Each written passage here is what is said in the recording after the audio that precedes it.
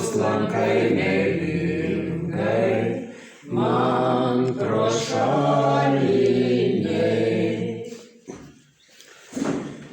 Vardan Dievo Tėvo ir Sūnaus ir Šventosios Dvasios. Mes džiaugiamės šiandieną, mielas dangiškas Tėve, kad galime šiandien Tėvo dieną kreiptis į Tave kaip į mūsų visų Tėvą, visoje žemėje gyvenančių žmonių Tėvą. Taigi mes šiandieną, dėkodami Tau už gyvybę, kurią Tu mums dovanojai, mes prisimenam taip pat ir mūsų tėvelius, kurie taip pat prisidėjo prie to, kad mes išvystume šitą pasaulį, kad mes būtumėm aprūpinti ir vienaip ar kitaip išauklėti.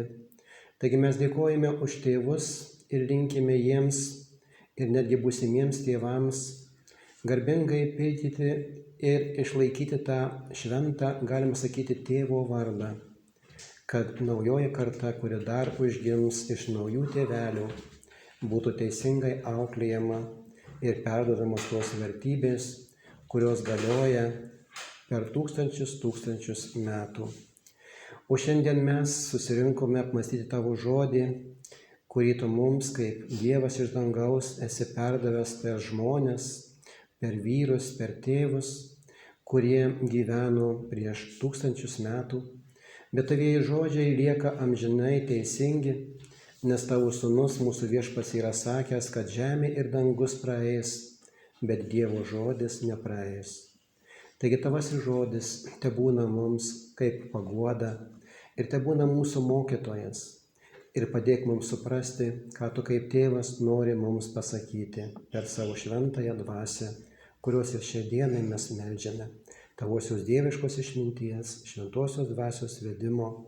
Ir taip pat mes linkime laimės ir taikos visam pasauliui, nes matome, kad karas tebevyksta, yra daugybė žudynių, skausmo ir sugriovimo gyvenimų ir pastatų, ir teršiama yra gamta. Todėl mes prašome išminties viso pasaulio tautų žmonėms ir tautų vadovams, kad karas būtų užbaigtas. Viso to prašome ir dėkojame Tau, Dieve mielasis, Tavo Sūnaus, mūsų Viešpaties, Jėzaus Kristaus vardu.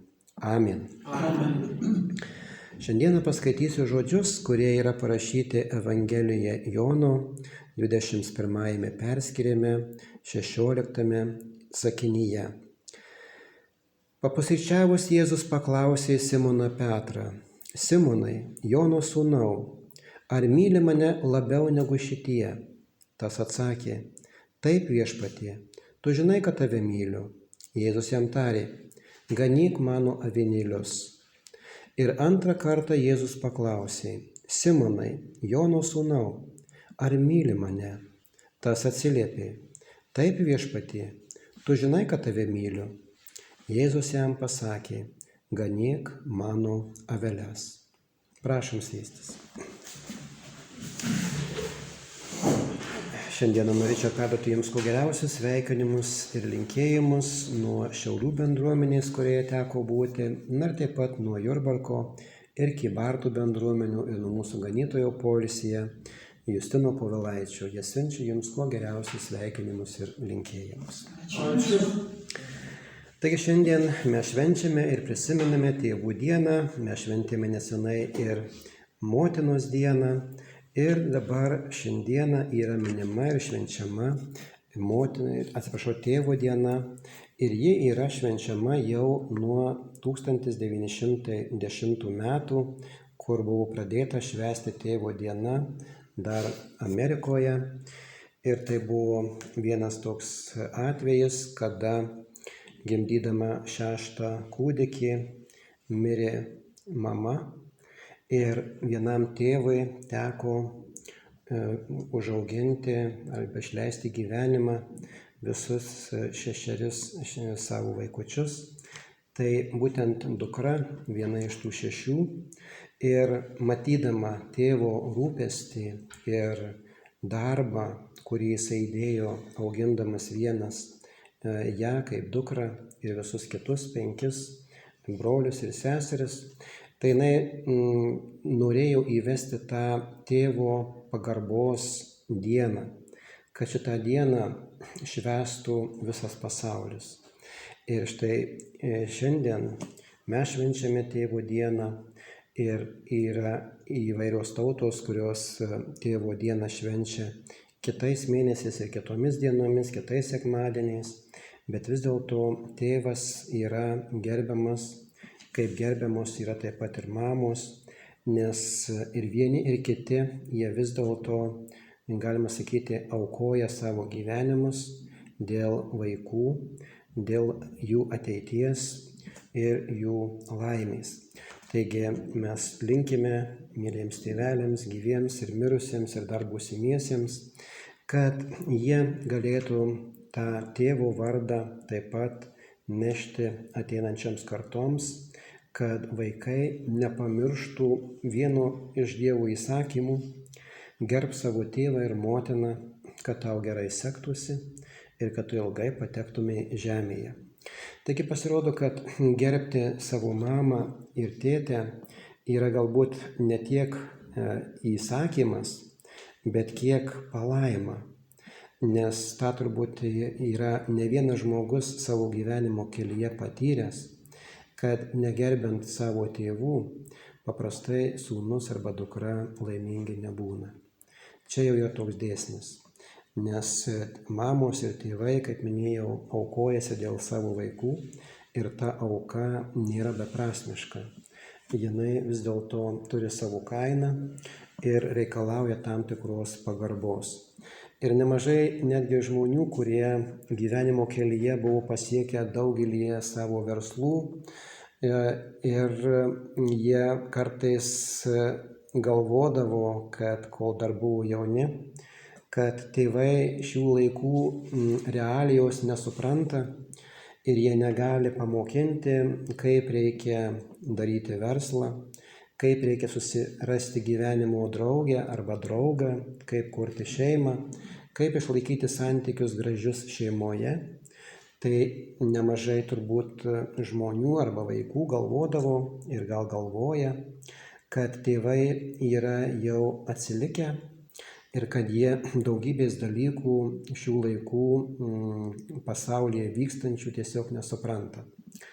Bet reikėtų pastebėti dar tai, kad ne vienas verslininkas ir ne vienas vaikas, kuris suaugo ir pats tapo tėvu, galėjo pastebėti, kad labai yra įdomu, kad nors ir tėveliai, kurie neturi tokio išsilavinimo, kurį turi jų vaikai, bet jie jaučia ir žino tai, ko galbūt net geriausiai išsilavinę žmonės nežino. Ir jie gali patarti, atrodo, ten netgi verslo klausimais, kur atrodo ten iš viso tėvai toje srityje yra galbūt neišmanus, bet jų patarimai kartais būna verti aukso. Ir todėl ne vienas verslininkas yra sakęs: aš buvau tiesiog laimingas, kad paklausiau savo mamos ir savo tėčio verslo klausimais, kur man atrodo, kad visa tai yra tiesiog neprotinga, kad tai yra naivu. Bet jų patarimas man buvo labai labai naudingas. Taigi gyvenimas tiesiog patirtis moko, kad gerbti savo tėvą ir motiną visais laikais buvo vis dėlto gera. Ir anksčiau žmonės buvo auklėjami, galima sakyti, griežtai gerbti tėvą ir motiną. Tuo tarpu šiandieną galbūt tokios jau griežtos prievolės nėra ir vaikai nėra tiesiog mokomi galbūt tokios pagarbos mamai ir tėčiui, bet vis dėlto daugelį šeimų tos pagarbos vaikai yra mokomi gerbti tėvus ir vėliau gerbti ir kitus žmones, netgi gerbti taip pat ir mokytojus, kas mes žinom turbūt, kad šiandieną viena iš problemų yra tame, kad mokiniai negerbia mokytojų. Nors šių laikų mokymas teigia, kad mokytojai ir mokiniai turi būti kaip lygus su lygiu ir neturi nei vienas ten gerbti vienas kito arba tiesiog būti kaip draugai su mokytoju arba draugai su mama arba tėčiu. Bet vis dėlto tos senosios taisyklės, kurios kalba, kad reikia ne tik tai būti draugais, su mama arba su tėčiu, bet ir parodyti tam tikrą pagarbą tėtei ir mamai. Nes yra sakoma dar toks įdomus dalykas, kad jeigu mokinys nori ką nors išmokti, jis turi gerbti savo mokytoją. Ir kartais yra sakoma ir apie tai, kad jeigu žmogus negerbia Dievo kaip savo tėvo ir kaip savo mokytojo, tai paprastai jis pasiklysta savo išmintyje, nes jam atrodo, kad jis daug geriau žino už Dievą, daug geriau žino už šventąjį raštą, kad tai yra senėjimos, tai yra jau pasenę, tai yra jau atgyvenos, konservatyvu ir kad visą tai reikia pakeisti. Bet anksčiau ar vėliau žmogus turės suprasti, o jeigu ir nesupras iki mirties, tai po mirties turės pripažinti, kad nėra nei vieno žmogaus, kuris būtų tikėjęs Dievu, gerbęs jį ir dėl to būtų gailėjęsis. Tokių žmonių nebūna. Bet bus daug žmonių ir yra šiandieną daug žmonių, kurie negerbė Dievo kaip tėvo ir galbūt negerbė ir dabar, ir dėl to dėja anksčiau ar vėliau teks gailėtis. Tai gyvenimas mus to moko. Tiesiog gerbti mūsų tėvus, pradedant nuo Dievo ir baigiant visais kitais žmonėmis, tiesiog parodyti pagarbą vieni kitiems žmonėms. Ir čia štai šiandieną girdėjome Jėzaus klausimą, kurį jisai uždavė apaštalui Petrui. Ir kartais gal taip truputėlį keistokai atrodo tas klausimas, kai Jėzus kaip vyras paklausė kito vyro, apaštalo Petro, ar tu mane myli? Labai keistas klausimas. Kaip vyras gali mylėti vyrą? Bet vis dėlto Jėzus klausė ir turėjo tą mintyje, klausdamas jo, ar jisai myli jo mokymą, jo evangeliją. Ir dar įdomus tas klausimas buvo tuo, kad Jėzus paklausė Simonai, ar tu mane labiau myli už kitus apaštalus? Jisai sako, negu šitie. Irgi labai įdomus klausimas. Pagal kągi Jėzus galėjo spręsti, kad apaštalas Petras myli jį labiausiai. Ir buvo galvojama ir netgi, kad apaštalas Jonas, pavyzdžiui, buvo laikomas ir yra laikomas meilės apaštalu. Ir netgi dailininkai, kurie piešė apaštalą Joną šalia Jėzaus, tai jį tiesiog nupiešė tokio kaip ir moteriško veido atrodo, kad jisai buvo tiesiog prisiglaudęs, palenkęs galvą, padėjęs galvą ant Jėzaus peties, kad įrodytų, kad būtent apaštalas Jonas labiausiai mylėjo ir jo laiškai yra pilni meilės. Jis daugiausiai kalbėjo ir rašė apie meilę. Bet vis dėlto Jėzus šitą klausimą uždavė apaštalui Petrui. Ir kodėl? Todėl, kad apaštalas jau vieną kartą jam, tai yra Jėzui, pasakė, kad jeigu ir visi paliks Jėzų, tai apaštalas Petras jo nepaliks. Ir kad jis yra pasiruošęs už Jėzų atiduoti savo gyvybę. Taigi Jėzus tą jau girdėjo. Bet tada Jėzus apaštalui Petrui pasakė, tu už mane nori atiduoti gyvybę? Sako, dar gaidžio nepragydus ryte, tu 3 kartus manęs išsiginsi, kad manęs iš viso nebepažįsti. Taigi ir taip ir buvo, mes skaitome, kad kai Jėzus buvo kryžiuojamas ir moteris paklausė, ar tu esi vienas iš apaštalų, kuris vaikščiojo kartu su Jėzumi. Tai apaštalas žinojo, kad jeigu jisai prisipažins, tai gali jo gyvybei taip pat grėsti pavojus ir jis gali būti suimtas ir nužudytas, kadangi buvo su Jėzumi. Tai jisai sako, ne, aš šito žmogaus nepažįstu, ką tu čia šneki, ir pradėjau pykti dar ir tiesiog prisiekinėti, kad iš Jėzaus nepažįsta. Taigi Jėzus žinojo, kad apaštalo ketinimai ir jo meilė jam ir jo kūriniui, jo mokymui yra. Ir vėl yra sakoma, kad būtent, kad patikėti Dievo kūrinį arba kažką tai, panašiai kaip ir Dievas patikėjo šitą pasaulį savo sūnui, tai jis irgi klausė, ar Jėzus, kaip Dievo sūnus, taip myli pasaulį, kad yra pasiruošęs už jį atiduoti savo gyvybę. Jėzus sako, taip Dieve, aš einu pildyti tavo valią, jeigu reikės, aš esu pasiruošęs paaukoti gyvybę. Ir ne vien tik tai už artimą arba mylimą žmogų, bet netgi už nusidėjėlį ir netgi už tą, kuris Jėzų žudė. Ir mes skaitome, kai Jėzus buvo žudomas ant kryžiaus, tai jisai meldėsi už tuos, kurie jį žudė. Kad už mylimą žmogų, kaip pavyzdžiui mamos, jeigu jiems kartais tenka laidoti savo vaikus, tai turbūt ir jums yra tekę girdėti, kad nemažai mamų tada sako, jau aš būčiau sutikusi geriau mirti vietoje mano dukros, o man dabar reikia laidoti savo dukrai, tai man yra labai skaudu. Geriau jau Dievas būtų paėmęs mano gyvybę, o dukra tebe galėtų dar gyventi. Bet dėja šito pasirinkimo, kaip sakyti, mes kaip žmonės dėja pakeisti negalim. Taigi yra mamyčių, kurios yra pasiruošusios aukoti gyvybę už savo vaikus, nes jos myli savo vaikus. Taigi meilė yra tam tikra prasme auka ir Jėzus būtent sakė, kad nėra didesnės meilės, kaip atiduoti už artimą savo arba netgi už priešą savo gyvybę.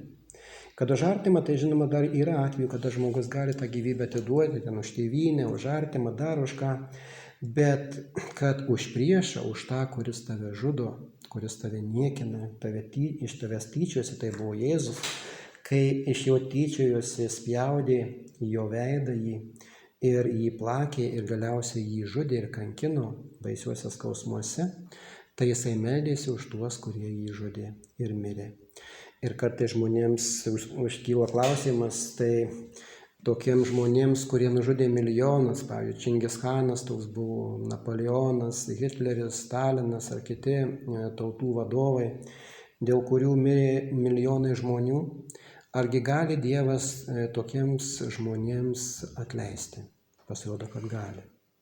Mums žmonėms tai neįmanoma, bet Dievui įmanoma.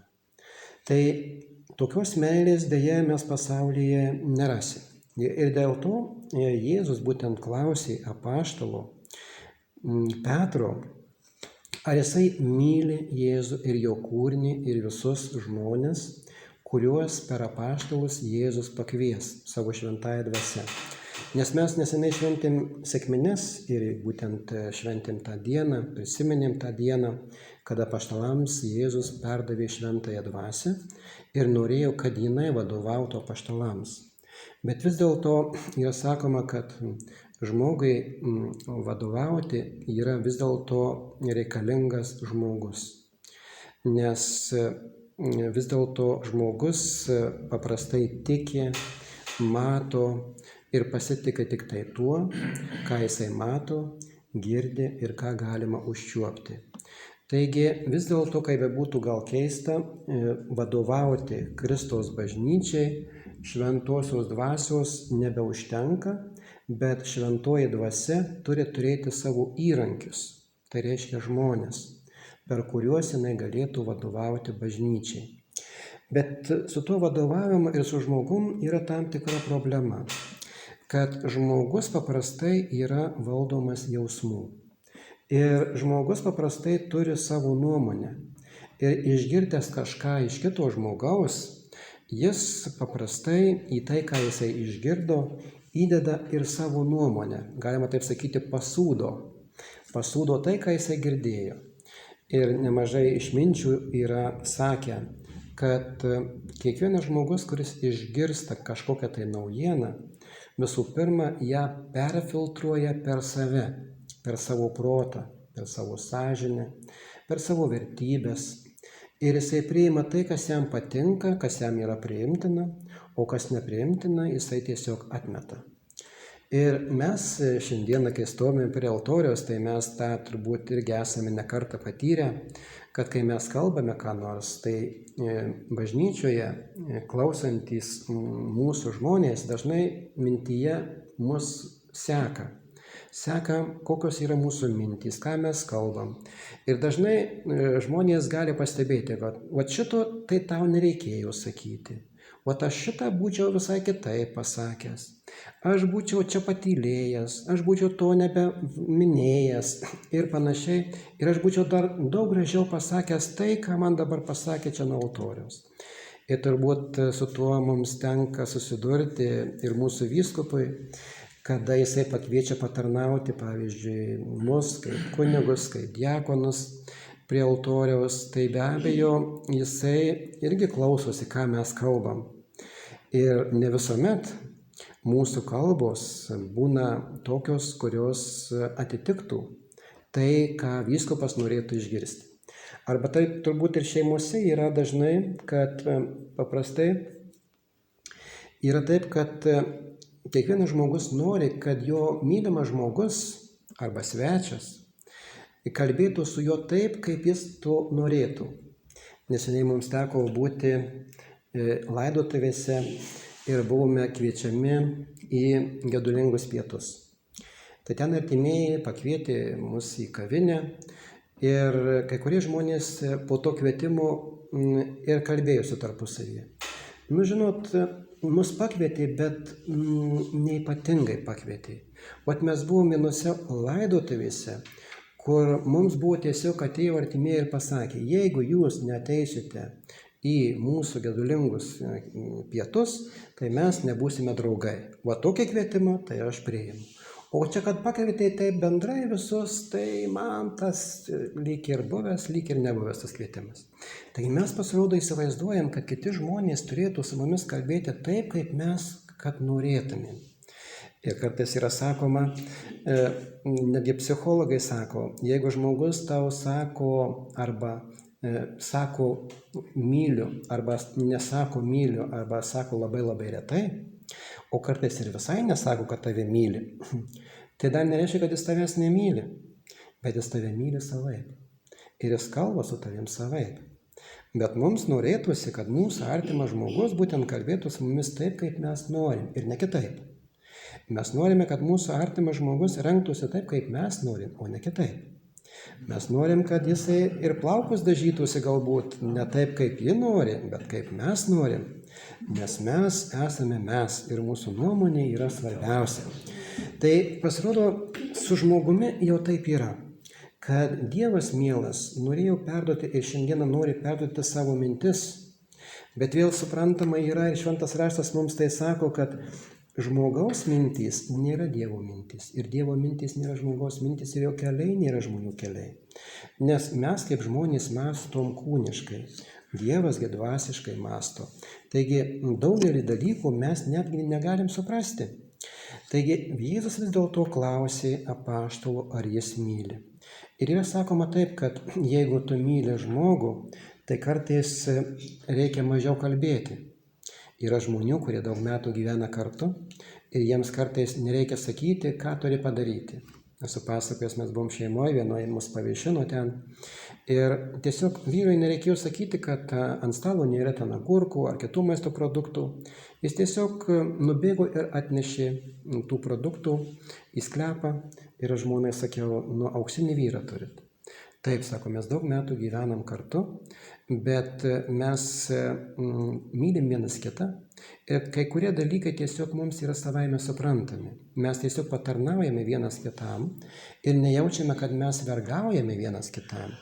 Nes kai myli žmogų, tiesiog stengiasi daryti, kad jisai būtų laimingas.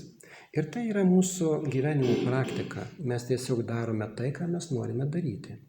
O iš šalies žiūrint, tai yra auka. Nes jeigu vyras arba žmona nesiaukos vienas kitam, tai meilės nebus ir jie tiesiog nesugyvens gražiai. Taigi pasirodo, kai žmogus žmogų myli, tai jisai daro tai, kad padaryti kitą žmogų laimingu. Tai ir Jėzus būtent norėjo įsitikinti, ar apaštalas iš tiesų mylės Dievo kūrinį, apaštališką bažnyčią ir visus žmonės, kurie bus pakviesti į apaštališką bažnyčią. Ar jis taip sugebės mylėti kaip Jėzus? Nes Jėzus atidavė už juos savo gyvybę. Ir deja, mes žinom turbūt, kad apaštalas Petras taip pat atidavė savo gyvybę, buvo nukryžiuotas ir dar žemyn galva. Apaštalas Povilas ir beveik visi apaštalai buvo išžudyti, nukankinti. Taigi jie meilę viešpačiui Jėzui vis dėlto įrodė, kad jie mylėjo ir myli viešpatį. Ir štai Jėzus įduoda pavedimą apaštalui Petrui: ganyk mano avinėlius. Tai yra žmonės, kuriuos Dievas dar pakvies į apaštališkąją bažnyčią. Ir kaipgi sekėsi apaštalui Petrui vadovauti pirmajai apaštališkai bažnyčiai? Tai vėl reikėtų turbūt pastebėti, kad sunkokai. Nes netgi Jėzus, kai jis dar buvo kūne ir dar gyveno žemėje, jis toje pačioje Jono Evangelijoje dar meldėsi ir prašė maldoje: mielas Dieve, aš meldžiu, kad apaštalai būtų vieningi, kad jie būtų viena taip, kaip ir mes esame viena su tavim. Taigi Jėzus ir Dievas buvo viena ir Jėzus kalbėjo, kad visą tai, ką aš girdėjau ir mačiau pas savo tėvą, aš perduodu jums. Taigi jisai buvo tėvui paklusnus iki kryžiaus mirties. Ir būtent todėl Dievas, matydamas Jėzaus meilę ir jo nuolankumą, jis atidavė jam visą pasaulį, visus žmonės, ir netgi patikėjo jam teismą gyvų ir mirusiųjų. Taigi Jėzus nusipelnė tą būtent savo meilę, tą pasitikėjimą Dievu. Ir turbūt daugelis žmonių, kurie turi savo firmas, tai jie gali pastebėti tai, kad jeigu žmogus myli vienas kitą, tai jisai galima su juo bent dalinai pasitikėti. Tai gal ne iki galo, bet vis dėlto galima žmogumi pasitikėti, jeigu jis tave myli. Jeigu jis tave myli, tai jis tavęs neišduos, tavęs neapgaus, tavęs neįskaudins ir panašiai. Tai Jėzus patikėjo apaštalui Petrui ganyti savo kaimenę. Ir skaitome, kad pirmoji apaštališkoji bažnyčia turėjo problemų. Nes apaštalas, kai jis buvo Petras pripildytas šventosios dvasios, tai jisai drąsiai pradėjo kalbėti apie Jėzų. Jisai sakė žmonėms, kad jūs nedorėlių rankomis tą išganytoją Jėzų prikalėt prie kryžiaus, nužudėte, o jis buvo tas, kuris atėjo gelbėti žmoniją. Ir kad kiekvienas, kuris įtiki, nepražūtų, bet turėtų amžiną gyvenimą. Ir kad nėra po dangumi kito vardo, per kurį žmonės būtų išgelbėti, kaip tik tai varde Jėzaus Kristaus. Nes jis taip mylėjo žmoniją, kaip nei vienas kitas pranašas arba nei vienas kitas angelas. Nes angelai beje irgi sukilo prieš Dievą ir jie taip pat nupuolė. Tuo tarpu Jėzus buvo ištikimas iki kryžiaus mirties. Dėl to Dievas jam padavė galimybę vadovauti ir gyviems, ir mirusiesiems. Taigi apaštalas, pirmoje apaštališkoje bažnyčioje mes skaitome, kad jam susitvarkyti buvo sunku. Ir pirmieji apaštalai mes skaitome jau apaštalas Povilas, kai vėliau jau ateina į Dievo kūrinį, arba tiksliau Kristus jį pašaukė į apaštališką bažnyčią. Jisai pastebi, kad apaštališkoje bažnyčioje vadovauja jau nebe vienas apaštalas Petras, bet kad ten vadovauja jau 3 apaštalai, kurie buvo laikomi vyriausiais apaštalais. Nes turbūt kitiems apaštalams mes turbūt irgi puikiai žinom, kad taip jau yra ir visais laikais tas buvo, kad visą laiką egzistuoja pavydas. Ir netgi Mozė, kai jisai keliavo dykumoje ir buvo išrinktas Dievo kaip tautos vadovas, tai buvo žmonių, kurie sakė, kodėl jisai turi mums čia vadovauti. Jis dar turi žmoną ir dar paskui pasiėmė kitą žmoną dar vedė. Ir dar ten turbūt iš egiptietė, tai jinai buvo ten juodaodė galbūt net. Tai jis mums, toks žmogus, kuris ten neištikimas yra arba turi keletą žmonų, gali čia mums dar vadovauti. Panašiai turbūt buvo ir su apaštalu Petru ir turbūt su daugeliu prezidentų šiandieną turbūt galim mes pastebėti, kad tą patį galim pasakyti. Ar mes būtumėm išrinkti ir pašaukti kunigystės tarnystei, tai apie mus bus kalbama ir apsakoma, kas iš čia toks, kažkokie čia atėjo, dažnai mes esame girdėję ir tokius žodžius, kurie yra mums sakomi, kad štai čia kažkokie atėję ūkininkai iš traktoriaus išlipę nuo šakę numetę ir ateina čia mums ir pamokslauja. Juokinga. Tai ir tokie nusidėjėliai čia dabar ateis mus suaugusius žmonės, 80 metų, kažkokie vaikai ateis čia mus auklėti ir mokinti. Tai panašiai buvo ir apaštalui Petrui. Pasirodo apaštalai Jokūbas ir Jonas sako, ne, tu vienas nevadovausi. Ir štai apaštalas Povilas, kai jis atvyksta į Jeruzalę, tiesiog apaštalai išgirdo, kad apaštalas Povilas nusišneka ir kalba ne taip, kaip jie kad norėtų, kad jis kalbėtų. Taigi čia nieko naujo. Ir vėl kiekvienas turi savo nuomonę ir mes turbūt galim pastebėti, kad pirmojoje apaštališkoje bažnyčioje apaštalai bažnyčios neturėjo. Ir jie eidavo pas žydų į sinagogą. Mes skaitome, kad Jėzus taip pat ateidavo dar 12 metų, kai jisai buvo, jis eidavo į sinagogą ir ten jis paėmė, jam buvo duotas šventas raštas, jis jį skaitė ir kalbėjo kunigams. Taigi apaštalai pradžioje apaštališkai bažnyčiai, jie taip pat ėjo į žydų bažnyčią ir jie ten rinkdavosi ir norėjo, kad žydų tikėjimas, judaizmas pereitų į apaštališką bažnyčią, į apaštališko mokymo bažnyčią ir kad žydai pasektų paskui Jėzų. Bet kai jie būdavo sinagogose, tai žydai pamatė, kad jų tikėjimui gresia pavojus, kad štai jie išgirsta ir apaštalai, 3 vyriausiai Jonas, Jokūbas ir Petras išgirsta, kad apaštalas Povilas išėjęs į kitas tautas pradėjo skelbti, kad nereikia žydų ir pagonų vaikų apipjaustyti, tai reiškia berniukų, kad tai yra atgyvena, kad tai nieko nereiškia, kad tai yra žmonių sugalvojimas. Buvo norima, kad žmonės netaip paleistuvautų ir būtent buvo įvestas tokia apeiga, kad vyrai nebūtų tokie gašlūs. Bet kai apaštalas pradėjo tai kalbėti, tai vyriausiai apaštalai pasikviečia jį į Jeruzalę, sako, vyruti, tu nusišneki. Tu tada daryk, ką mes tau sakom, kaip vyresnieji.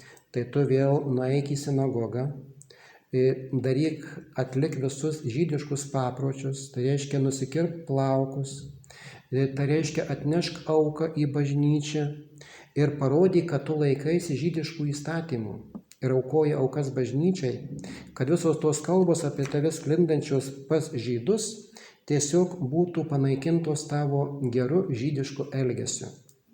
Ir kai apaštalas Povilas paklausė vyriausiųjų apaštalų ir atėjo į sinagogą, ir žydai pamatė, kunigai judaizmo, pamatė, kad į šventovę atėjo apaštalas Povilas, kuris buvo fariziejus ir kuris persekiojo krikščionis ir taip pat buvo judėjas, išpažino judaizmą.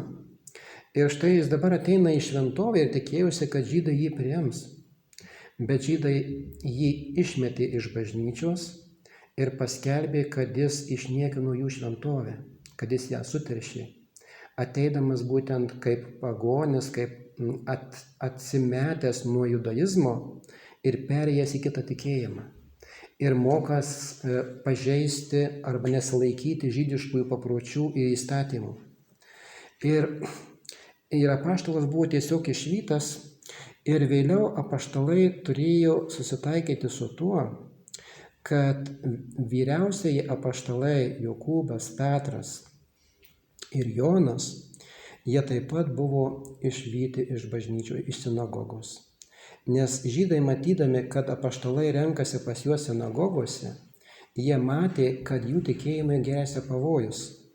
Kad jie iš pradžių tikėjosi, kad apaštalai, jie sukaups daugiau žmonių ir atvers juos į judaizmą.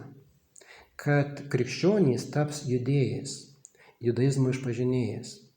Bet jie pastebėjo, kad apaštalas Povilas ir kiti apaštalai jau skelbė kitus įstatymus ir kad jie jau nepereina į judaizmą, ir nesilaiko, nešvenčia jų švenčių, neapipjausto vaikučių ir nesilaiko kitų žydiškų papročių ir tradicijų ir netgi paskelbė, kaip ir apaštalas Povilas, kad parašė, netikėkite tomis žydiškomis pasakomis.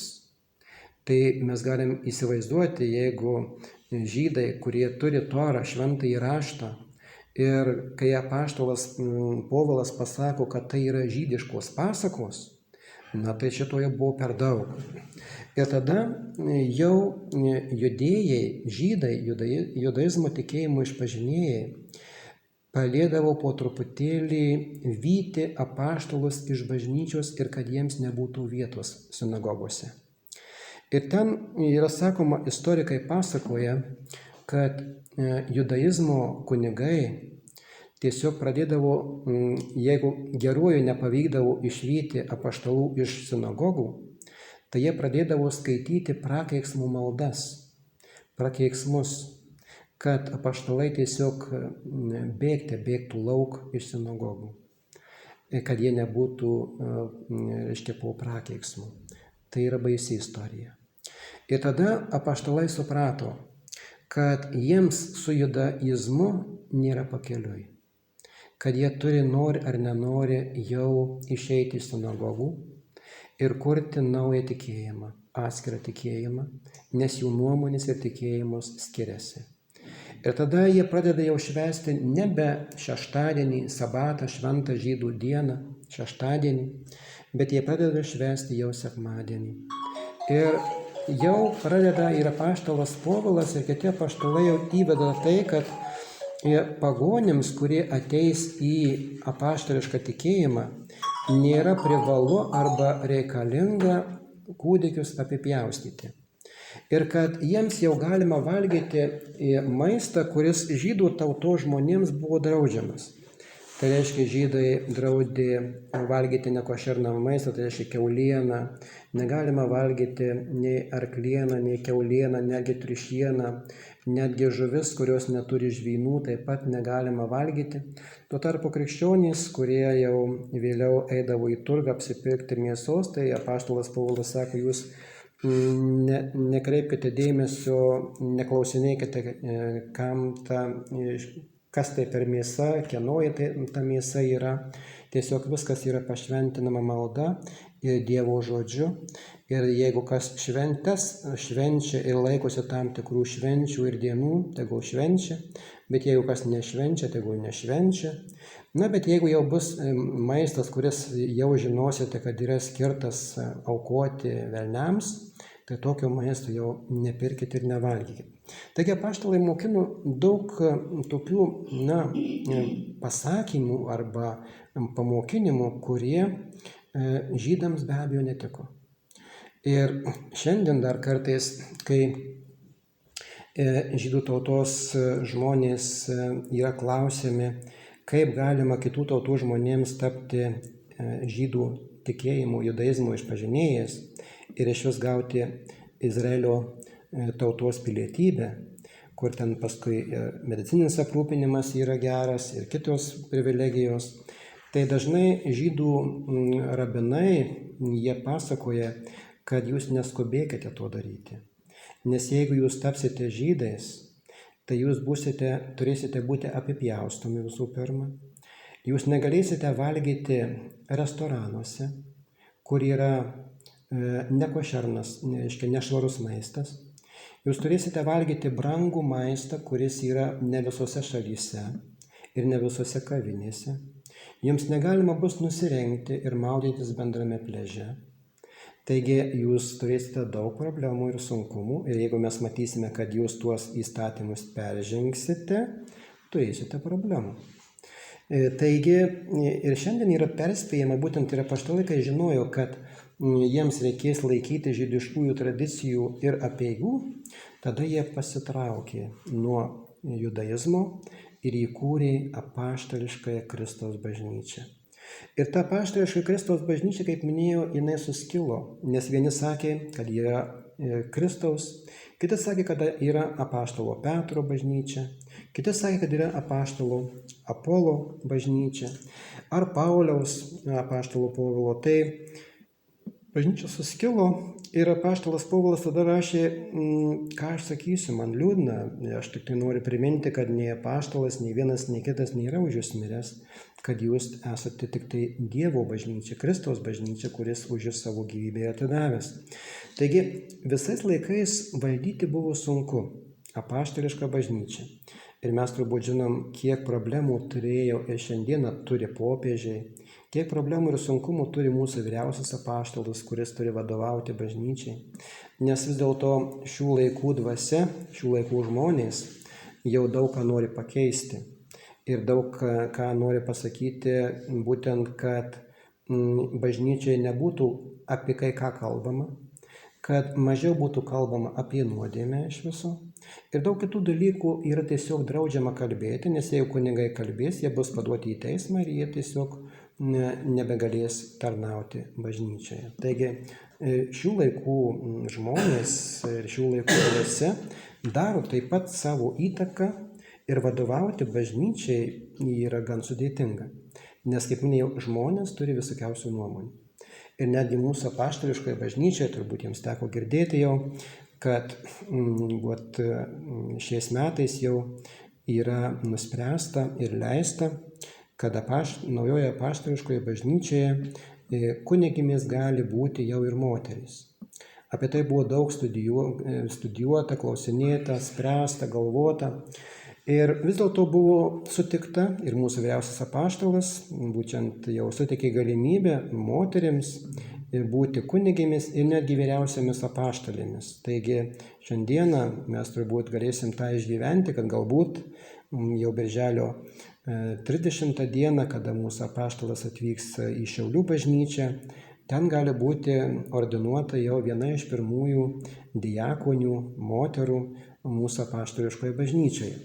Bet kai tai sužinojo apaštalai, kurie gyvena kitose šalyse, Afrikoje ir kitose šalyse, kai jie sužinojo, kad apaštališka bažnyčia ir vyriausias apaštalas priėmė tokį sprendimą, kad moterys galės būti ordinuotos į kunigus, jie atsitraukė nuo apaštališkos bažnyčios ir įkūrė savo bažnyčią, kurie sako, pas mus apaštališkoje bažnyčioje moterų tarnystės nebus. Taigi vėlgi nuomonių skirtumai. Ir mes dėl to visai nesame nustebę, kad apaštališkoji bažnyčia pastatyta ant Kristaus kaip kertinio akmens ir kur apaštalas Petras yra kaip uola, ant kurio Kristus pastatė savo bažnyčią, jie, galim taip sakyti, suskilo. Jie suskilo į daugelį tikėjimų, daugelį prieštaravimų, daugelį nuomonių skirtumų. Ir tų skirtumų yra ir šiandieną. Ir kągi mes galime pasakyti? Mes galime pasakyti tik tai tiek vis dėlto, kad mūsų žinojimas ir mūsų tikėjimas ir mūsų darbai ne visuomet yra teisingi ir pilni. Nes mūsų žinojimas yra dalinis, tikėjimas yra dalinis ir kartais mes ginčijamės dėl to, ko nei vienas, nei kitas nežino. Tai vėl Dievo žodis mums primena ir pasako tokį įdomų dalyką. Jis sako, tau yra sakyta, žmogau, kas yra gera. Dievo įsakymus pildyti, meilę išrodyti ir nusižeminti Dievo akivaizdoje. Taigi nebūti išdidžiais. Taigi nebūti išdidžiais yra geras patarimas ir turbūt mes stengiamės, kiek tai yra įmanoma, nesididžiuoti, kad mūsų tikėjimas ar mūsų ten žinios yra kažko tai ypatingesnės ar geresnės, bet tiesiog pasikliauti mielu dangišku tėvu ir dalintis viskuo, ką mums Dievas kaip tėvas mums yra davęs. Ir daug šiandien yra klausiama, tai kurisgi tikėjimas yra geriausias?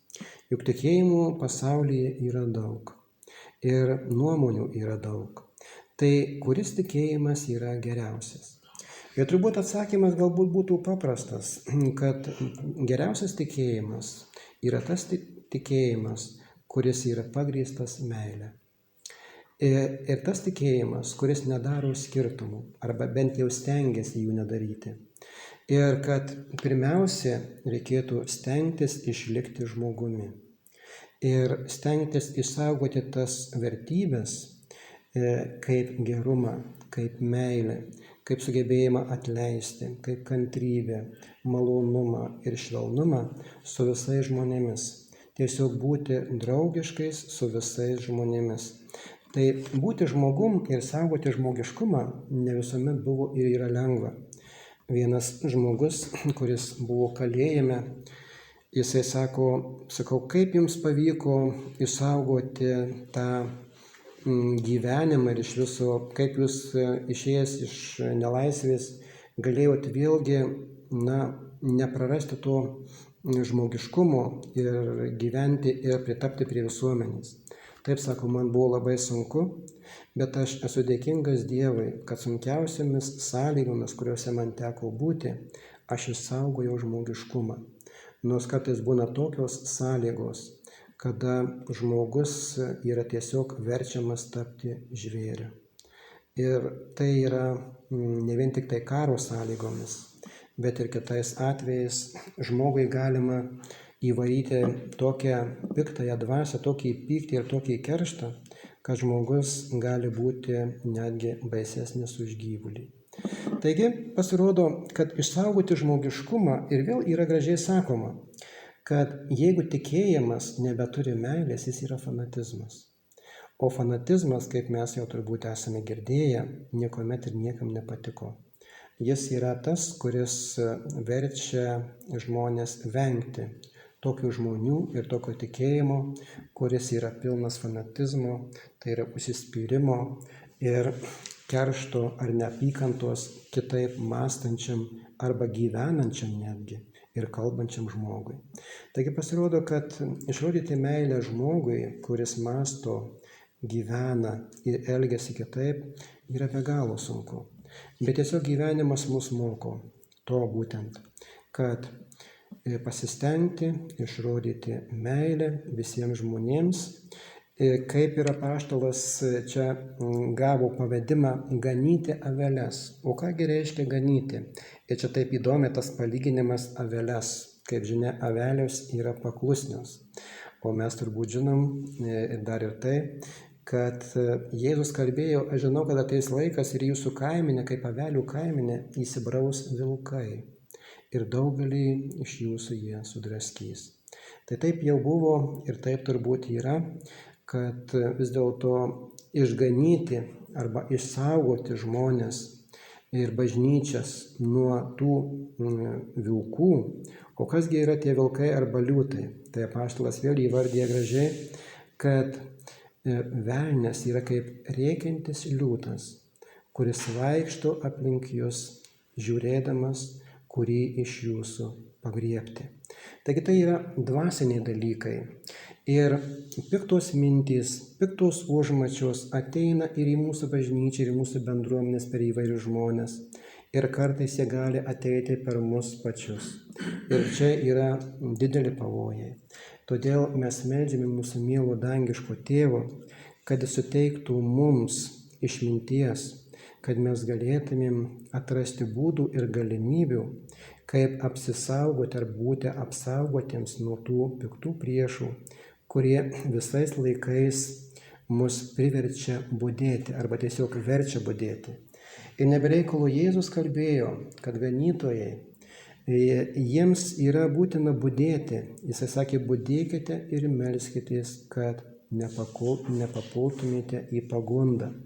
Taigi ir apaštalui Petrui Jėzus sakė, aš ir už tave meldžiausi, kad tavo tikėjimas nenusilptų, bet kai tu sustiprėsi, stiprink ir savo brolius.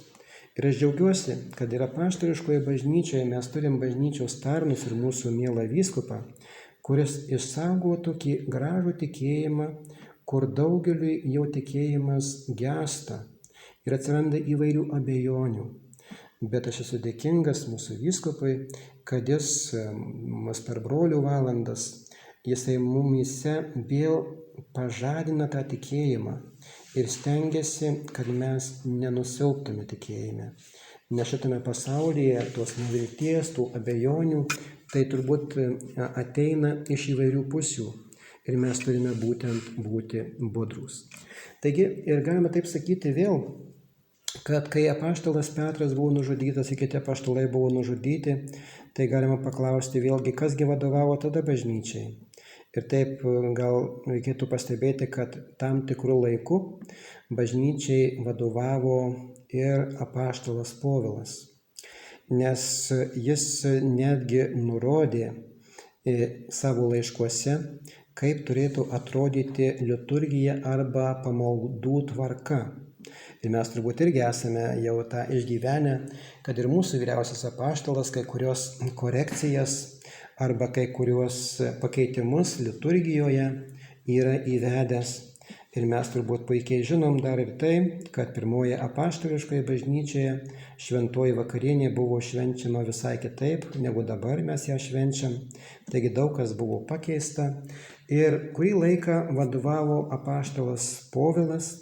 Vėliau mes skaitome, kad buvo ir per rankų uždėjimą tas vadovavimas perduotas įvairiems kitiems žmonėms. Ir mes turbūt vėl žinom, kad ir popiežiai keitėsi, ir mūsų vyriausiai apaštalai keitėsi, kurie yra kaip apaštališkos bažnyčios vadovai.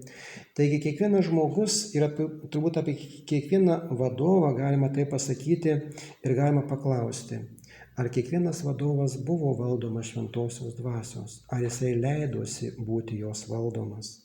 Tai reikėtų vėl turbūt pastebėti, kad mes kaip žmonės ir netgi galim prisiminti psalmistą ir karalių Izraelio Dovydą, kuris buvo išrinktas pranašu Elijo, kad jisai galėtų vadovauti Izraelio tautai kaip karalius, kurį Dievas išsirinko pagal jo širdį. Bet vis dėlto, kad ir koks atrodytų geras žmogus, kurį išrinktume mes vadovauti, jisai suklys, nes jis yra žmogus ir jis yra valdomas jausmų. Taigi, kad ir kokį žmogų mes išrinktumėm, ar tai rinktume prezidentą, ar tai rinktume kunigą, ar vyskupą, ar popiežių, ar vyriausią apaštalą, jis vis dėlto padarys klaidų ir mes padarysim klaidų. Bet esmė tame yra, kad šventoji dvasia, kurią mielas Dievas mums yra dovanojęs, jinai mums visiems kalba. Bet čia įdomu yra tai, kad kiekvienas mes ją suprantame savaip. Ir dėl to šiandien turbūt nemažai žmonių yra, kurie turi skirtingas nuomonės ir tai dėja bus ir ateityje. Bet mielas Dievas mus moko būtent, kad tame nuomonių ryšulyje arba toje visumoje nuomonių mes sugebėtumėm vis dėlto atrasti tam tikrą kompromisą ir tam tikrą sutarimą. Nes pasaulis vis dėlto dar iki šiol gyvena nesutarimų dvasioje. Ir kad ir kaip yra bandoma tuos karus užgesinti, bet nuomonių skirtumai, jausmų skirtumai vis dėlto dar yra didžiuliai. Ir būtent atrasti tą kompromisą ir surasti taiką vis dėlto iki šių dienų žmonijai yra sunku. Ir mes turbūt vėl žinom, kad ir krikščioniškoji, apaštališkoji bažnyčia ir išvis visi krikščionys jau pradėjo pamėginti daryti ekumeninės pamaldas ir mėginti susivienyti, bet mes galim pastebėti, kad susivienyti vis dėlto nepavyksta ir kiekvienas pasilieka prie savo nuomonės. Bet svarbiausia, kad mes išliktume žmonėmis, kad žmogus žmogui galėtų išlikti brolis ir sesuo, kad mes galėtumėm išrodyti pagarbą visiems žmonėms, kurie galbūt mąsto kitaip, gyvena kitaip, bet visų pirma išrodyti meilę ir supratimą ir sugebėjimą atleisti visiems žmonėms ir patys savo. Amen. Šiandien ruošiamės švęsti šventą vakarienę ir prieš ją švenčiant galbūt galėtumėm vėl sugiedoti 120-osios giesmės pirmąjį skirsnelį. 120-osios pirmąjį skirsnelį. Aš atnešu tau širdį ir viską, ką jaučiu. Aš atnešu tau širdį ir viską, ką jaučiu.